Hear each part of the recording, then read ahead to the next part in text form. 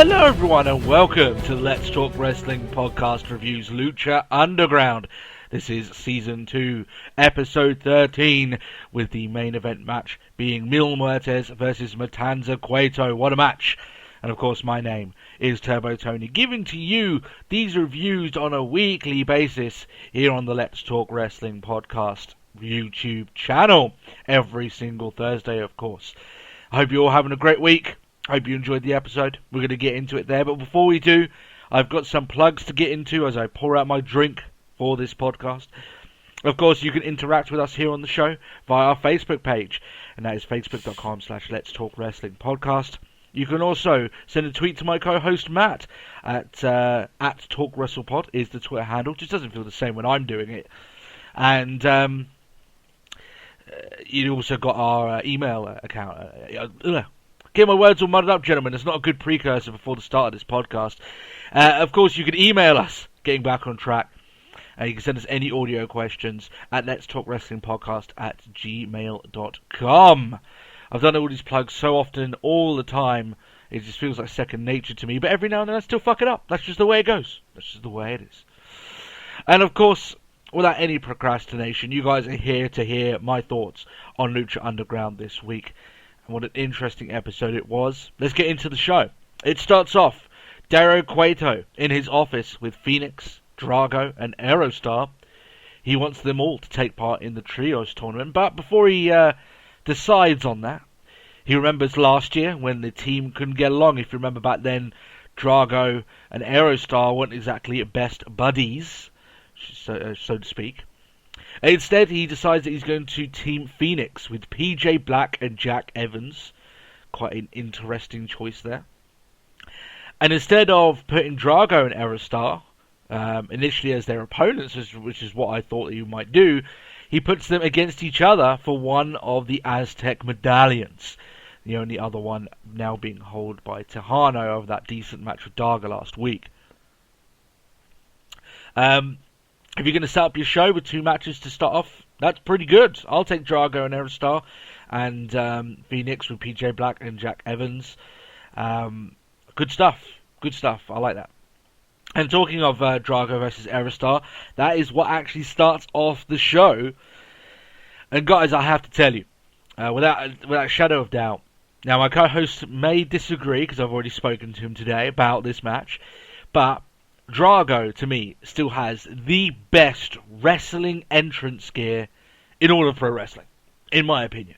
I know Finn Balor looks tremendous in his body paint, but that's body paint. To me, that's not gear, even though it's still entrance stuff. But even then, just the idea of Drago coming out, his entrance gear is absolutely on top form. I know I say it all the time, but it's that good it warrants being said multiple times, right? It's absolutely bonkers. And Aerostar's isn't too bad. You know, he's going with the Iron Man sort of aesthetic that he seems to be going on there for himself.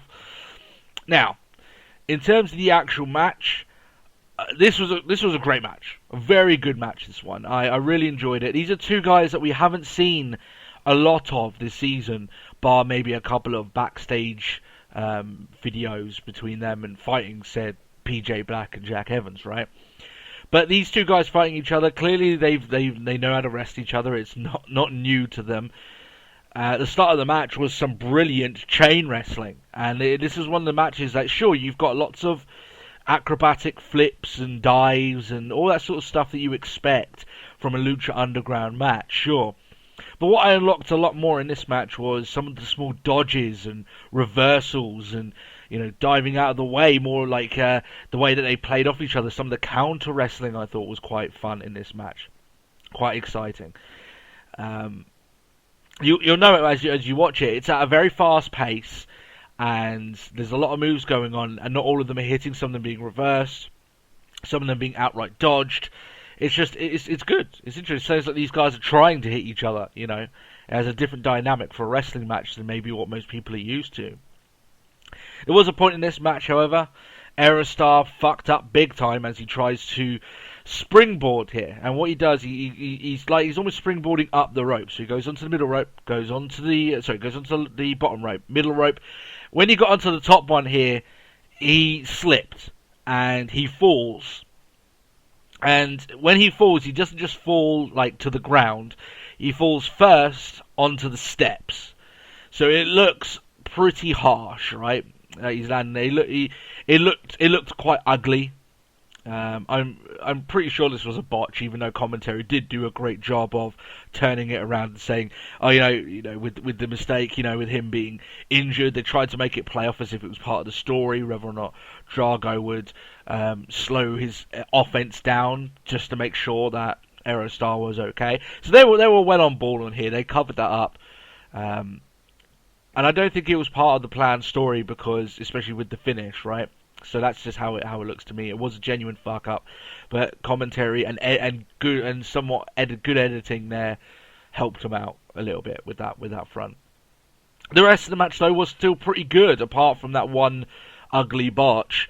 There was some very good innovative offense here. You've got a reverse 619 from Aerostar, a middle springboard from the middle rope into a code breaker, so he springboards from the outside on the middle rope, jumps over the top rope, and ends up giving Drago a code breaker, which is pretty nifty, quite badass. And then he gives his usual finish, the splash, and gives Aerostar the victory. He wins, despite that injury that he looked like he took. He is the prize winner of the Aztec medallion, only the second one, so he's definitely in that Gift of the Gods match. Drago has not had the best of seasons so far. He lost against Jack Evans. He is lost in this match. He hasn't had that many matches anyway, right? And I would hope that they would have something for Drago, because clearly he's quite talented. His gear is phenomenal.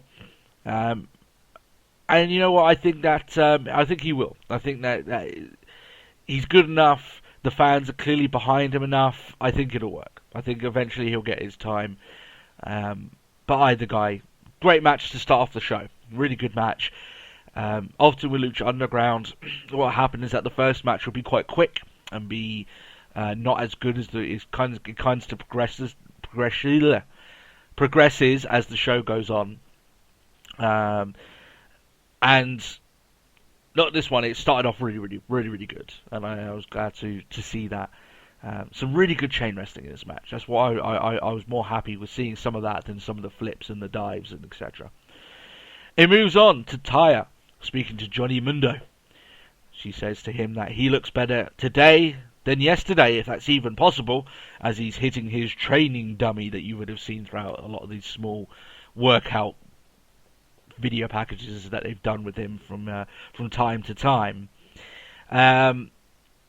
So she actually went and spoke to Dario Cueto. This is all the information that she's relaying to Mundo about Mundo getting a Aztec medallion just for free.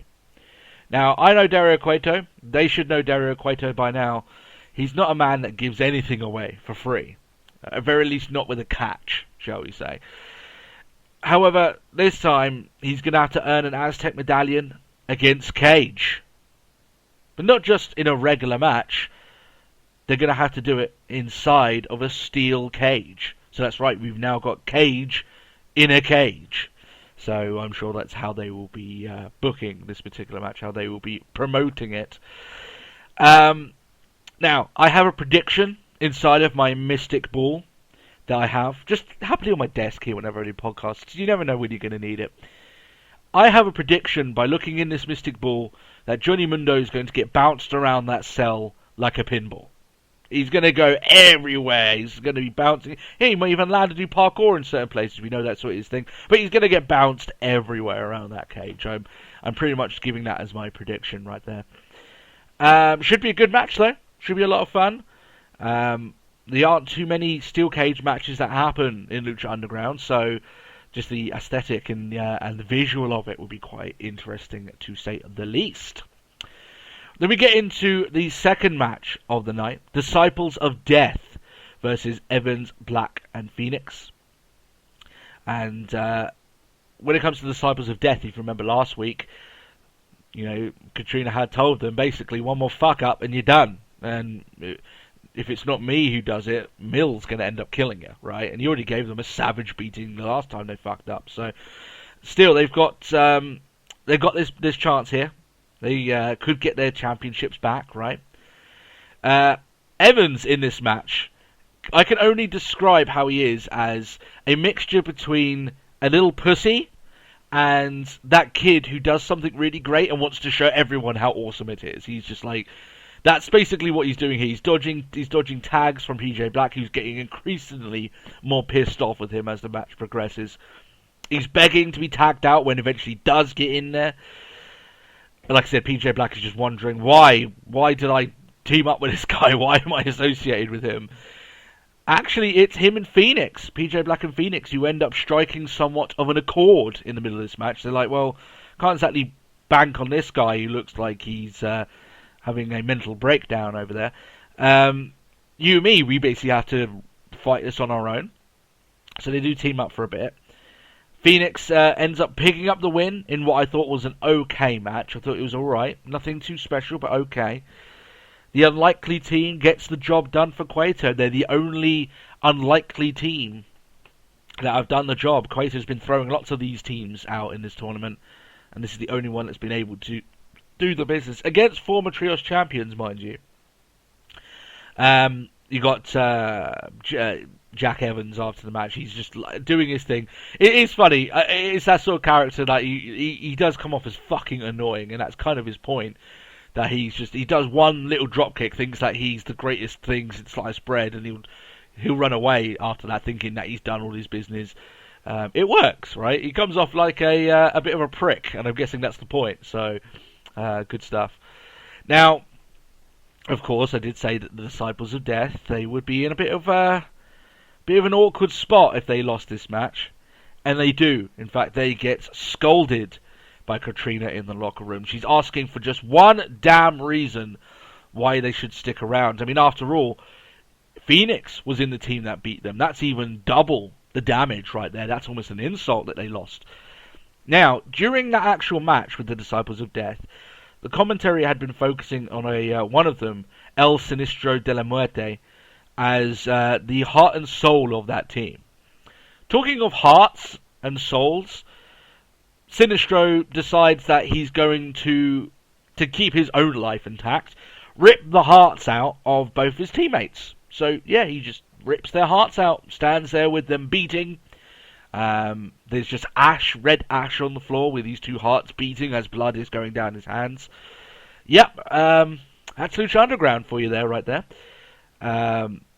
Katrina seems happy with it, though. She's like, well, fair enough, there's two of you gone. And in RPG terms, I'm guessing Sinistro de la Muerte is basically getting a level up. He's going to be getting a little bit of spotlight, dare I say. He's not going to be bigger than Mil Muertes, of course, but he's going to be getting somewhat of a story behind him and the power that he may have taken from these other two guys. Essentially, he's got three guys' talents in one now, essentially. So, yeah. Interesting here, that's obviously the end of the Disciples of Death. There is only now one, and it is Sinistro de la Muerte, so he is the new guy on the block, and fair play. Two guys are dead. There's always a good episode in Lucha Underground when people end up dead, so there is that.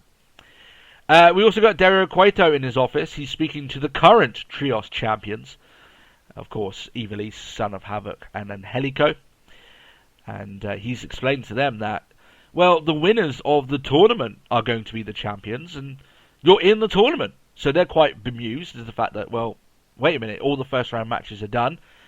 And he's like, well, yeah, but next week is going to be a 4-team match. And it's going to be whoever wins that elimination 4-team match will become the Trios champions. So the odds stacked up against whatever they can call themselves, whether it's Team Havoc or Team Ivelisse, they can't figure out what it is. 12 people in a match at the same time. Chaotic won't even begin to describe the madness ensuing next week. And that's one of the things I like about Lucha Underground, right, is that they set up big matches the week before. That they set up like they managed to have a good week of matches and storylines, and they managed to set up next week as being quite a big week as well. So you've got the Trios Championships match next week. You also got the cage match next week. Already, that's building up to be quite the show. So good stuff there. This leads, of course, into the main event. The real thing that everyone wants me to be talking about here, let's be honest. Mil Muertes versus Matanza Cueto for the Lucha Underground Championship. Here we go. This is a big time match. I'm sure this is a match a lot of people have been looking forward to. It's a clash of behemoths, right? It's titans going against each other. I mean, we've got Matt Striker on commentary, saying it's almost like Ares versus Zeus, right? It's almost biblical in that sense. You couldn't find two bigger names, not names, but two bigger guys in Lucha Underground and make them face off against each other than this one, and it's for the championship. You've got Dario Cueto barking out orders at ringside. You've got Katrina doing the same at ringside to her man, raising the stone whenever it needs to be done. And when you've got both of these guys, Matanza and Mil, clearly well over 300 pounds. They've clearly cleared that threshold, right? And they're doing stuff like diving out of the ring. I saw Muertes doing, lifting himself off and like getting a reversal in the corner. They're doing some stuff that the cruiserweights down in like the 90s were doing, and that everyone was talking about it being revolutionary and stuff. I'm like, these are 300 pound guys. This should not happen, right? This should not happen. It's and also in the same breath, they're still hitting each other with the power of a heavyweight, right? So it's the best of both worlds here. It's like when you've got these two facing each other, it really is like a comic book come to life. It's almost like this is like Batman versus Superman if that movie were actually okay, right? And it's awesome to see it. It's almost like you're witnessing this absolutely huge, gargantuan battle, and you can't take your eyes away from it. And it's a good match these guys end up having. Of course, both of their handlers try to get involved. Dario Cueto gets involved, but Matanza stops him getting from hurt. But when I say stops him from getting hurt, Mil still drops him on the floor, and Cueto clearly doesn't know how to land that well, so he takes it quite hard. It looked pretty savage. And this is just him being dropped on the ground, let alone being slammed, right? Katrina tries the same, but of course Mil comes to her aid with a steel chair. They end up brawling up the steps, into the crowd. They end up on top of Dario Cueto's office, and from that point you knew something is going to happen. You've got Mil trying to throw Matanza off the office to the ground, which is a fairly long way, right? They've been telling their handlers have been and the managers have been telling them to kill each other, and that's basically what they tried to do. You've even got Mil Muertes trying to German suplex Matanza off of the top of the office. However, it ends in hugely dramatic fashion. You've got Mil Muertes who gets Matanza in the flatliner and flatliners him through Dario Cueto's office, straight through. Both of them disappear. Dario Cueto is incensed. He's at this point in the match, he's blown a fucking gasket. So the end of the match, obviously it's called as a no contest. Both these guys aren't going to be able to get up for a while. And you've got Dario Cueto screaming at the top of his lungs to Katrina, war. That's all he's shouting, just war, over and over, just shouting it at her. And of course, Katrina's more than happy to go to war. In fact, that's probably what she wanted. So quite the dramatic end to this in what I thought was a match that stands out like I said, like a real comic book clash. That's really how I could describe this match. And it's one that didn't have a decisive finish, because I firmly believe that another match between these guys should be an Ultima Lucha match. And because that's how big this match is, that's how much people would be into it.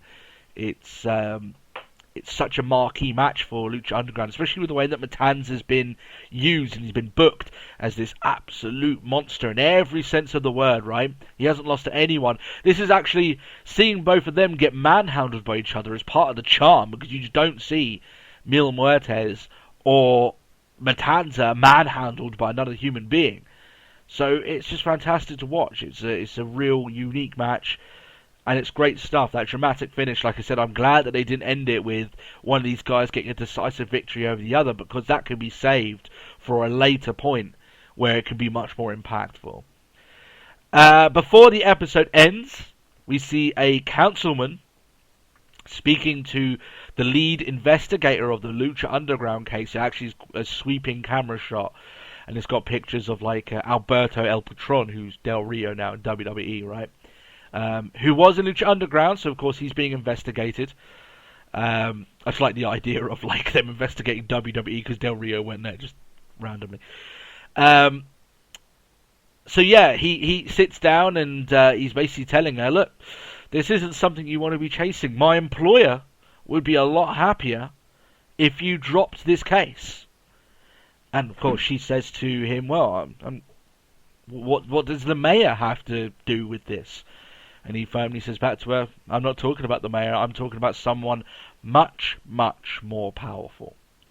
So someone wants her to drop the case against Dario Cueto, someone really high up the chain.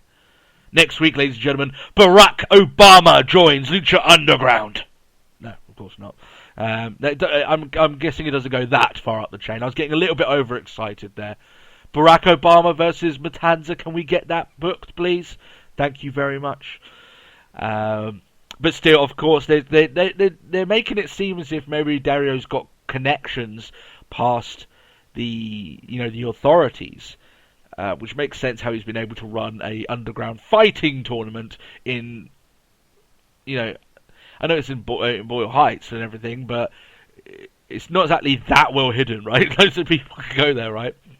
So he's ordering her to drop it. Obviously, she's not going to, but this kind of side storyline with her and this investigation is interesting. It's the slow burner here. There was no big dun dun dun moment at the end of this, but it doesn't need to be. So interesting. All in all, this week, very solid week for Lucha Underground. Very good. A big time main event match ending in a very dramatic fashion. That visual alone is enough to watch that match. A great starting match with Phoenix and Aerostar. They had a good account of themselves here with two guys that really have not been able to show what they've been about in Season 2 so far. The Trios tournament match had some moments, and two more people are dead. As I said before, whenever a character dies on Lucha Underground, it's going to be interesting. All in all, guys, just another week in the office for Lucha Underground. They're chugging along quite merrily, and they've kind of gone back to the previous format that they had for the show, which was Dario Cueto being in charge. And you know what? I'm quite glad that we had the first close to 10 episodes of Katrina being in charge, because it gave us a different style of the show for a little while, right? And I'm sure Dario Cueto's not exactly going to find it easy staying in charge all this time. So it's good to feel that way. It's good stuff. And you know what? We're getting into episode 13 of Lucha Underground now. They keep chugging along. They just keep doing it. It's all going good. I know some of the spoilers have come out for Season 3, because they're currently taping that. I know of the spoilers. I'm not going to tell you. I wish I didn't. But that's just the way of social media nowadays. It pops up on your feed, you see it, and you can't take it back. I'm not annoyed at it, it's just the way things are. In fact, I've spent so much time getting spoiled from Monday Night Raw the day after, considering I'm in England and Europe and everything. By the time we wake up, Raw is finished, and it's all plastered all over social media what happened. I'm not that annoyed about it anymore. It is what it is. But you can still enjoy it for what it is. And with the reviews, I try and take some of the aspects of why the surprise has been somewhat washed away. I still try and look at it through the eyes of someone that didn't know that. So that's something that I try and do here on this show for you. Anyway, I'm babbling on now. Close to about 25 minutes here of mini podcast goodness for you guys. I hope you guys enjoyed this episode. If you did, you can leave a like. You can leave any Lucha Underground questions to be answered either on this show or on the weekly episodic show. We know we had technical problems last week on that show. It's because my microphone died halfway through, and basically all we could hear halfway through was tons of static. So we only got about half of the show that I actually recorded. That was okay to put out. it's one of those things that sometimes it just happens, and I won't know until the recording's finished. Often I won't know until I start editing, and that could be the day afterwards. By then it's way too late to start re-recording. Matt is a very busy guy. I'm a busy guy as well. So it just didn't work that well, and it was a bit annoying that happened. But hopefully we can get back to our regularly scheduled podcasting as the weekend goes on. All right then, guys. Thanks a lot for watching, and have a great week. And I'll catch you guys at the weekend. Thanks a lot now, and bye bye.